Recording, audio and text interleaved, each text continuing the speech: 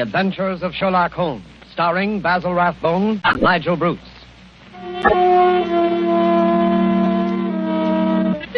The makers of bromoquinine cold tablets bring you another adventure of Sherlock Holmes with Basil Rathbone as Sherlock Holmes and Nigel Bruce as Dr. Watson.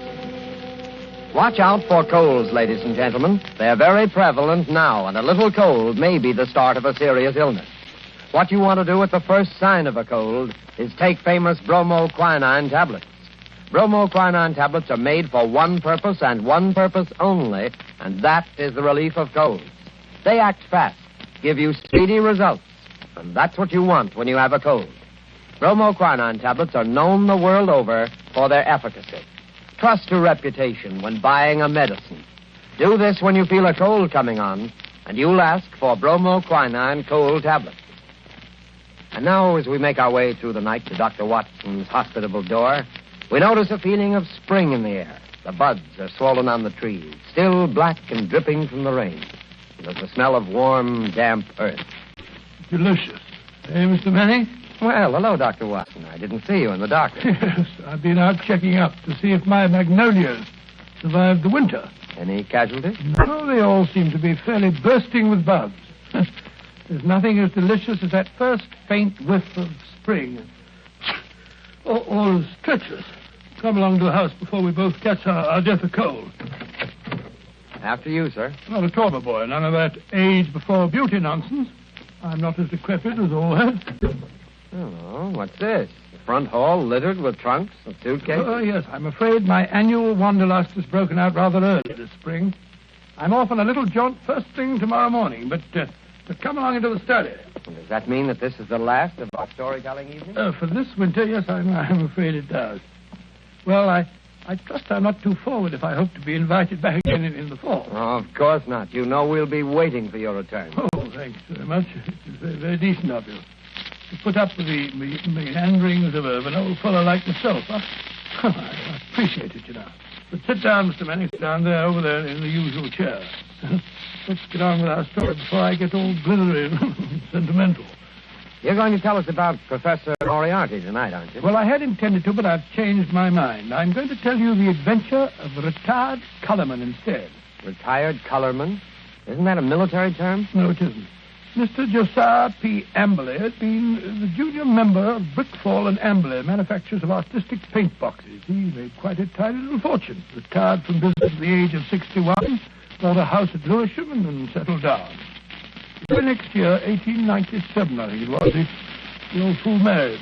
Married? Yes, married. The woman 30 years his junior. Yes, that's always a bit risky. Risky? Risky. Within 2 years, he was as miserable a creature as crawls beneath the sun. Oh, dear me, I'm jumping ahead of the story again. As I was saying, it was the 23rd of April, 1899, and a rainy and disagreeable April it had been. Holmes was in a melancholy and philosophic mood that morning as he stood by the window, watching the raindrops chasing one another down the pane.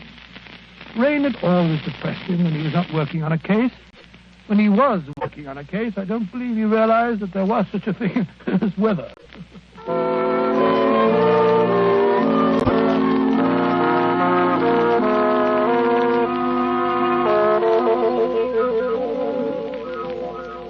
Look at that beastly rain. Hasn't stopped for 3 days. Might as well be another flood. Well, heaven only knows what transgressions could have brought it on. That's been a really first-class crime for months. Oh, cheer up, Holmes, cheer up. It's probably good for the crops or something. The shortage in crime? No. The rain, of course. Probably makes the little buds sprout and the little shoots shoot. Oh, don't be so blasted optimistic. More likely rotting all the seed that's already been planted. Rain, where the deuce does it all come from? This confounded English climate. Why any man with half a brain stays on this rain-soaked, mist-bound island is beyond me. I doubt if the men have anything to do with it. It's the ladies, God bless them. This climate gives them perfect complexions, and with so many lovely creatures about, what Englishman would think of quitting the country? So much beauty, such exquisite... Oh, rubbish, Watson, rubbish. The spring has given you a temporary softening of the brain. I regret to say it seems to have that effect on most impressionable males. Impressionable nonsense. When a woman's concerned in one of your cases, you never even notice whether she's 16 or 60, and then you don't care whether she's got a well-turned ankle or whether she's flat-footed. Oh, why should I? Holmes, there are times when I think you're a cold-blooded fish. Possibly, Watson, possibly. Why do you suppose the fool doesn't show up? What fool? Josiah P. Amberley. Oh, is he one of your clients? Oh, I suppose I may call him so. He's been sent to me by Scotland Yard. Oh, by Scotland Yard. Quite. By Lestrade, to be exact. You must consider the case fairly hopeless if Lestrade hands the matter over to me of his own accord. Look, Holmes, there's a cab drawing up in front of our front door. He must be your client, Mr. Amberley. Yeah. Strange-looking individual, eh, Watson? He's quite an old fellow. Looks literally bowed down with care. Ah, but no weakling. Look at those shoulders and that chest. The framework of a giant. He's arguing with the cab driver about the fare. Huh. Watches the pennies, eh? I must say I don't like his face. So fierce and eager, and the way those snaky locks of grizzled hair stick out from under his hat. I wonder what he's worrying. What's worrying Mr. Amberley? Willing to bet it has something to do with money. I imagine nothing else could upset him to any great extent. Nonsense, Holmes. You always look on the base side of human nature. Here he is now. Come in, come in. Which of you is Sherlock Holmes? I am. This is my friend, Dr. Watson. Oh, how do you... I'm a broken man. He's robbed me, the swine. Taken everything I had in the world. I thought he was my friend, and he took everything. Right from under my nose. In my own house. Robbed me, he did. Yes, I felt sure it was a question of money. Money? Who said money? He stole my wife. The light of my life. The apple of my eye. It's true she was very expensive. But after all, she was my wife, and he stole her. Now, Mr. Amberley, My beautiful blonde wife. Hair like gold. And my securities. The money I saved up with years of hard work. Gone. All gone. Yes, thank you. First, tell us about your wife. How long have you been married? 2 years. 2 years, and she's tired of me already. 2 little years. Easy now, good man, easy. More facts and fewer recriminations if we're to get to the bottom of this case. Well, 3 years ago I retired. Bought a house. Big house at Lewisham. Cost me plenty of money, that house did. Well, sir, I'd never lived alone in a big house before, and got sort of lonely. House began to need looking after, so I thought I'd start looking around for a wife. Nice, healthy, young wife to look after me. Then I met Ella. Handsome girl she was, too. A good cook. Hair like gold. Could bake a beef and kidney pie that would melt in your mouth. So I thought I might as well get married. Yeah, very practical, I'm sure. Yes, that's what I figured at that time. But, Lord, Mr. Holmes, the money a woman runs into. There made my heart bleed the way the money went. I should have thought you'd have been glad when the other fellow took it off your hands. But who was this... This wolf in sheep's clothing? Yes. His name was Dr. Ray Ernest, a young fellow. Used to come over nights and play chess with me. I see. He stole your wife. Yes, and my securities. Yes, but surely the securities are registered. You can hardly hope to convert them. Maybe not, but I must have them back. And you've got to find those securities for me, Mr. Holmes. You've got to find them. And your wife, of course? Well, of course, wherever she is, they are. Quite. On the other hand, Mr. Amberley, I confess I don't see that I can be of much service. It's a routine matter, and I'm sure that Scotland Yard would be only too glad... They haven't found a thing, not a single security. Very well. And we'll do our best. Dr. Watson will take a run down to your house at Lewisham to look over the grounds. Oh, really? Yes. I hardly expected you to come yourself. After my heavy financial loss, nobody cares if an old man's heart is broken. Now, stop that blubbering. I'm not coming myself because I'm preoccupied with the case of the 2 Coptic patriarchs. This particular case doesn't seem to be very complicated. I'm sure, Mr. Amberley, that Dr. Watson can handle it as well as I could myself. Well, if that's the best that you can offer, I suppose I must be satisfied. Huh? Pampered, that's what she was. And that young man, that dirty pickpocket, I treated him like my own son. He had the run of the house. And now look how they've treated me. Me, you never harmed a soul. Quite. And now, good day, Mr. Amberley. Yes. Well, good day, Mr. Holmes. And I shall expect Dr. Watson this afternoon.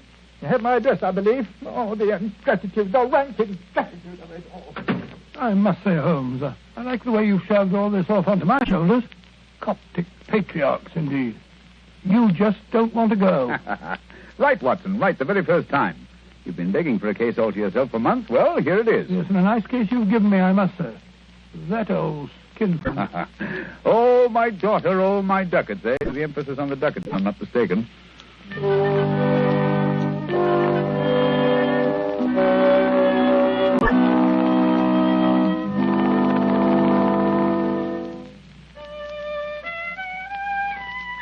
Oh, confound that passage. There. Ah, that's better. That's dash good. Hello. Steps on the stairs. Watson, if I'm not mistaken, and in a triumphant mood. Hello, Holmes. Well, I'm back. Hail the conquering hero. A successful afternoon, I take it, with the light of victory in your eye. Well, I did manage to dig up a clue. Good. How about Mr. Amberley's place of residence?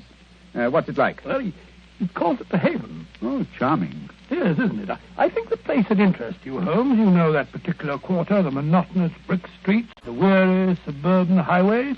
Well, right in the middle of them lies this beautiful old home, surrounded by a high sun-baked wall, mottled with lichens and topped with moss, the sort of wall... You may omit the Percy, Watson. I note that it was a high brick wall. What? I should have guessed it was the Haven, even if I hadn't asked the lounger who was smoking outside in the street. A lounger? Yes, a tall, dark, heavily moustached man with a curious look in his eye. With great tinted glasses and a Masonic type in? Good heavens. How'd you know? Oh, a fool. A child of 10 could have seen through that. Oh, Mr. Holmes, I don't see. Never mind. Continue with your story, Watson. Well, I'd hardly entered the gateway before I saw Mr. Amberley coming down the drive to meet me. He began at once, pouring out his grievances. We walked back to the house together. And? Well, once inside the wall, I must say, I've never seen a place worse kept. Garden lined with weeds and in a dreadful neglect. The house, too, was slatternly to the last degree. It just goes to show what happens to a place when there's no womanly hand about to keep it in order. Yes, but Mrs. Amberley's only been missing a few days. Hardly time for so much disintegration to take place. Must have set in before she left. Oh, possibly. At any rate, Mr. Amberley seemed to be ashamed of it. He was doing his best to remedy it, though I must admit that his efforts looked a trifle ineffectual.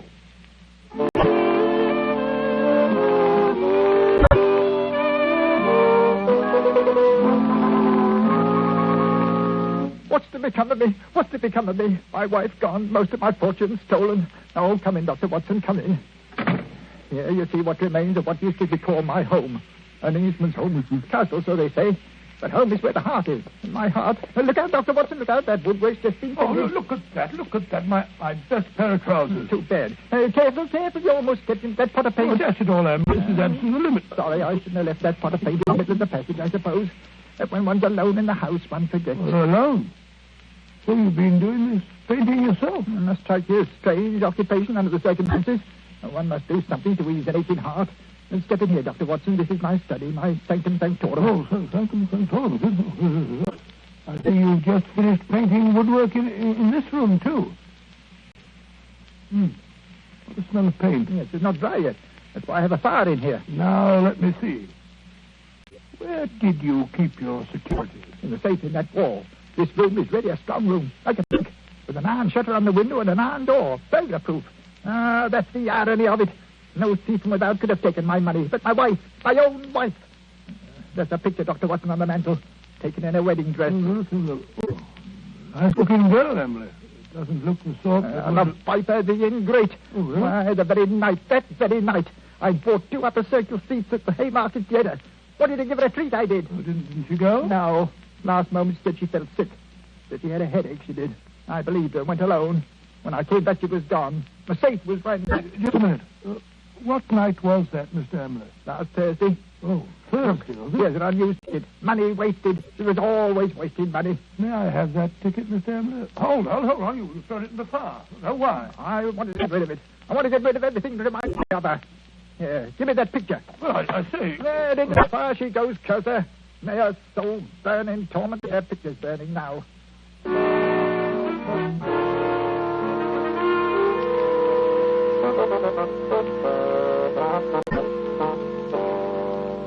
Unpleasant fellow, Watson? This case begins to look more somber than I suspected. If you could only have brought me that ticket, Watson. Oh, I did my best, Holmes. I may not have the ticket itself, but I did notice the number of the seat. Oh, bravo, Watson. How did you happen to remember it? Well, as a matter of fact, it was my place in form at school, 31. See from the bottom. And so it stuck in my head. Splendid, old fellow. Then Amberley's seat must have been 30 or 32. Hear me now. Who can that be? Well, whoever it is, he's dashed impatient. Oh, yes. Here he comes up the stairs, fairly running. Come in. Well, bless my soul if it isn't our old friend, our good friend, Mr. Amberley. What's up? A telegram, Mr. Holmes. I can't make anything of it. Here, see for yourself. Uh-huh. Come at once without fail. Yes. Can give you information as to your recent lost find Elman at the Elman. vicarage. Ah, dispatched at 2:10 from Little Purlington. Little Purlington in Essex, I believe, not far from Frinton. You will start at once, of course. Watson, look up the train. It's probably a hoax. What could anyone in Little Purlington But know it's from about a very responsible person. Where's my Crockford? Yes, here it is. We'll look up this minister of the gospel. Elman. Here it is. Yeah, J.C. Elman, M.A., living of Mossmore, Little Purlington. Yes, but I still don't... Surely, Mr. Amberley, you want to find your wife and your lost securities, don't you? Of course, but it's a waste of time and money. Here we are. Here's a train from Liverpool Street at 5:20. Yes, we just have time. Mr. Amberley, you go downstairs and hail a cab. I'll help Dr. Watson throw a few things in the bag. You think I need Dr. Watson? Perhaps I'd better go alone. Oh, no. It may be a trap for all we know. I don't think I shall go. Mr. Amberley, it would make the worst possible impression on both the police and on myself if you refused to follow up so obvious a clue. We should feel that you are not in earnest about this investigation. Very well, I'll go. Perhaps you'd better go with him, Holmes. What? Take your case, Watson. After the brilliant way in which you've handled it? No. Go along, Mr. Amberley, or you'll miss your train. Very well, but the expense is... Here you are, Watson. Here's your bag. Look, it's packed. Yes, you never know when you may be called off on a case like this. I packed it for you. Holmes, I do think Quite. Now, whatever you do, see that he really does go to Little Purlington. Yes, I don't think that he's Again, quite. Should he break away and try to return, get to the nearest telegraph station and send me the single word bolted. I will arrange to have it reach me wherever I am. What? You have something to look into at this end, then? I have, Watson. This case is beginning to take on a rather curious, sinister aspect. Above all, old man, take good care of yourself. And Mr. Amberley.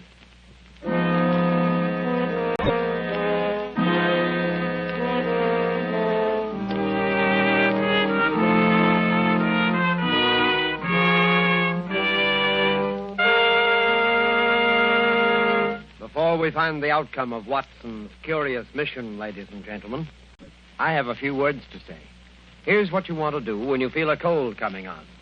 Here's what you want to do at the very first sign of a cold. Take famous bromoquinine cold tablets. Bromoquinine tablets don't fool. No, sir, they get right after a cold symptom. They get right after a cold's misery. They relieve the headache and other pains that go with a cold. They relieve that stuffiness and feeling of depression that accompanies the cold. They help reduce the fever that goes with a cold. Bromoquinine tablets are fast and decisive in their action. First, because they're made especially for the relief of the common cold. And secondly, because they act internally. You can take lots of things for the relief of a cold, but nothing more reputable and reliable than famous bromoquinine tablets. Get them at any drugstore at the first symptom of a cold. Ask for bromo, B-R-O-M-O, quinine, Q-U-I-N-I-N-E, bromoquinine cold tablets.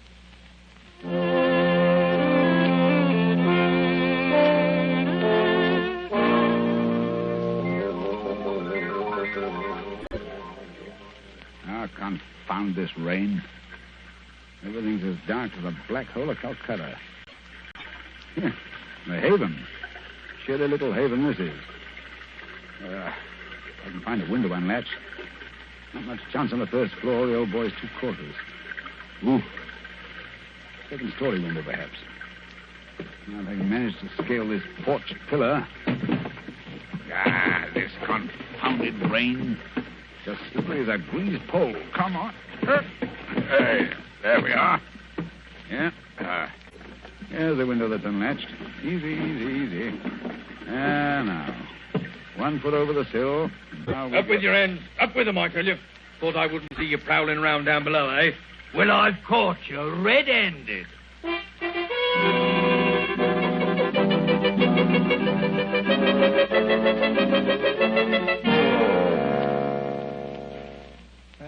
Nice wild goose chase that turned out to be.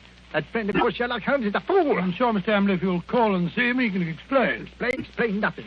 That vicar had never seen that telegram before. The way he treated us. You might have thought we were suspicious characters. Then missing the last train and having to sit up all night at a confounded station with the rain dripping through the roof. Well, we could have gone to an hotel. Gone to an hotel? That costs money. Gone to an hotel, indeed. Here's your house, Mr. Amberley. I think I'll go along home now and get some breakfast. You will not. I'm going to come into the house and see if everything's all... Why, look up there. The window over the porch. It's open. Perhaps you left it like that yourself. Rubbish. I tell you, I don't like the looks of this. Where's my key? Here it is. We'll soon find out. I say, It's gloomy, isn't it? Look. Someone's been here right enough. Footprints on the fresh paint. I'll find them if I have to tear the place apart. No need for that, Mr. Amberley. We're here waiting for you in the study. Holmes! Good heavens, what a start you gave. How did you get in here? Climbed in through through an upstairs window. That's burglary, young man. Yes. Burglary has always been an alternate profession, and I cared to adopt it. I'll admit I was glad I hadn't when I walked into Inspector Lestrade's gun last night. He thought I was a burglar, too. But come, we're keeping him waiting. He's in the library. Here they are, Lestrade. I told you we could expect them back before 10. No, but look here, that's not Lestrade. That's the man I saw loitering in front of the gate yesterday afternoon. The fellow with the black moustache and the glasses. Yes, that's right, Dr. Watson. Yes. Lestrade fondly imagines that's a disguise. Oh, now look here, It's as obvious to anyone who takes the Now, trouble. look They here, can see I've had enough of this. I won't have two busybodies prowling around my house in the middle of the night. And what's more, Mr. Sherlock Holmes, I suspect you sent that telegram yourself. Very clever of you, Mr. Amberley, very clever. You look a trifle pale. I thought a night in the country might do you no, good. enough of that. What kind of a fool do you take me for? I have you put behind the bars, all of you. Oh, surely not Inspector Lestrade. Why, he's from Scotland Yard. I don't care if it's from the House of Lords. Yeah, none of that. You're all disgraced, publicly disgraced. Breaking into my house in the middle of the night. Oh, I'll get you for that. What were you doing in here last night? Answer me that. Looking for the bodies. What? Looking for the bodies of your wife and Dr. Ernest. What have you done with them? How dare You murdered them in this room. We have ample proof. Why, you... Stop him, Watson. Stop him. He's got a capsule in his hand. It's poison. He's going to swallow it. No. Come on, get that out. Spit it out. Spit it out. Spit it out, or I'll choke Oh, you. short cut, Mr. Amberley, if you please. Everything decently and in its proper place. Take him away, Lestrade. Right, come along now. No more monkey business. I won't put up with that. All right, come. Phew, what a scene. So that old brute Amberley's a murderer, eh? How did you find it out? Well, the first clue was the theater ticket, which you didn't use. We found that out. Oh, that destroyed his alibi. Yes, the theater people assured us that there had been 2 empty seats, not just one. The second clue was the smell of fresh paint. What was he trying to hide by that? Yes, what? Gas. He asphyxiated his wife and Dr. Ernst in this room, Good heavens. his strong room, which was as near airtight as anything could humanly possibly Yes, be. but how? Well, that's what I wanted to find out. That's what I was looking for when I broke into the house last night. And what did you find? Look here. Notice the gas pipe along the skirting here? It rises in the wall, in the angle there, and ends in that plaster rose in the center of the ceiling where it's concealed by that ornamentation. The end's wide open. How horrible. Yes, and look here. Look, near the floor. What do you make out? 2 words written on the wall. We were. Then a scroll. We were. What does that mean? The poor devil was trying to write, "We were murdered." I can see the whole ghastly scene. It was last Thursday night. Amberley had lured his wife and Dr. Ernest into this room.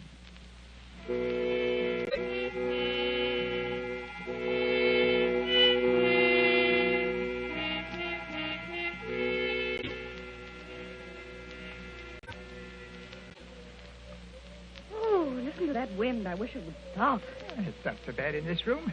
We'll have a little game in here, eh, Dr. Ernest? Just you sit here, there. Entertain the doctor while I go and look for the chessmen. Excuse me for a minute, Dr. Ernest. Certainly.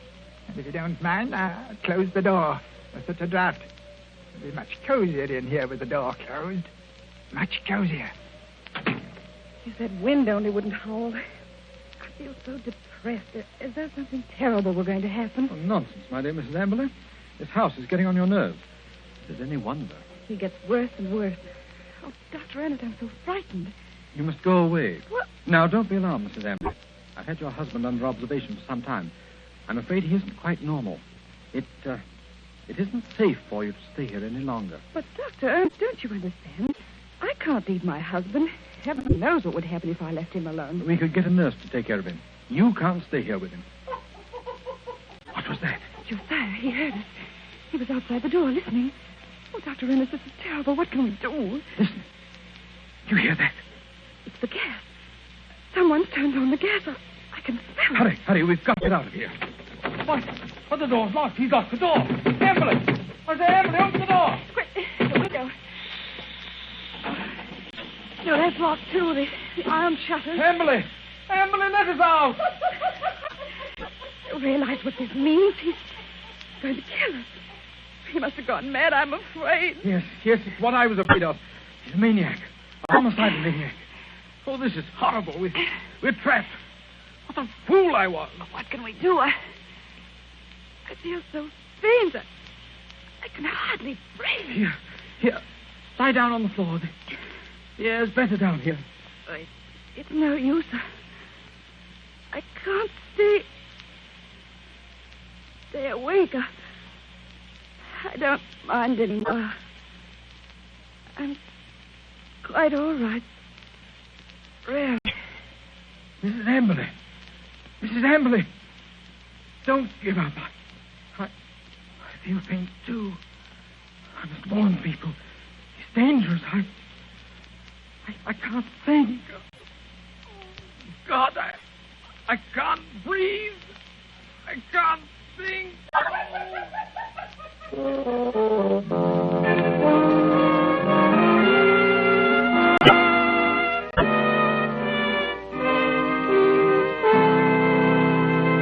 What a tragic story, Dr. Watson. Was Mr. Amberley insane? They decided he was. He ended his days in an asylum. Did they ever find the bodies? Yes, at the bottom of an old well, the opening of which had been cleverly concealed by a dog catcher. I see. And now I'm afraid it's time to say goodbye. Well, not goodbye, Dr. Watson. Au revoir. Well, just as you say, Mr. Manning. Anyway, in conclusion, I want to thank you and our radio audiences who so patiently listened to the reminiscences of a sentimental old fellow. And I want to wish you all, old and young, an extremely happy summer. Thank you, Dr. Watson. Ladies and gentlemen, in just a moment, Basil Rathbone would like to say a few words to you. But first, may I give you a word of advice? Remember the danger of the so-called common cold. Remember the sickness it can cause and the bills it can cost. Act promptly, decisively, at the first sign of a cold. Take famous bromoquinine tablets. Bromoquinine tablets have a reputation. Their fame extends to all quarters of the globe. Their merit is an assured fact. Reliability is the one thing you want in any medicine, especially medicine for the relief of cold. Don't wait. Don't procrastinate when you feel a cold coming on. Go right to your druggist and get a box of bromoquinine tablets. The small cost may save you a lot in grief and expense. Ask clearly for bromoquinine cold tablets. And now, here's Basil Rathbone. Ladies and gentlemen, to me, Sherlock Holmes has always been one of the greatest characters ever created. Tonight, as our present series ends, I'd like to thank our sponsor, the makers of bromoquinine, for giving me the opportunity of playing Holmes on the air, especially with such an inspired Dr. Watson as Nigel Bruce. Oh, Basil, that's very... Please. Oh, sorry, what? Speaking for myself and Mr. Bruce, may I express our gratitude to our radio audience for the many letters of interest and encouragement that we've received. And finally, a word of appreciation to all the performers and others concerned with this program who have helped so immeasurably in making the Baker Street days live again. And now, until fall, it's time for me, too, to say au revoir and good luck.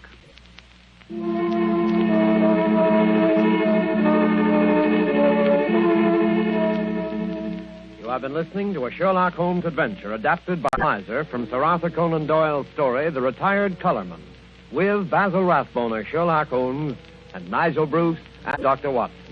The Sherlock Holmes series was produced by Tom McKnight. This program was presented from Hollywood by the makers of bromoquinine cold tablets, quick relief for colds. This is Knox Manning speaking.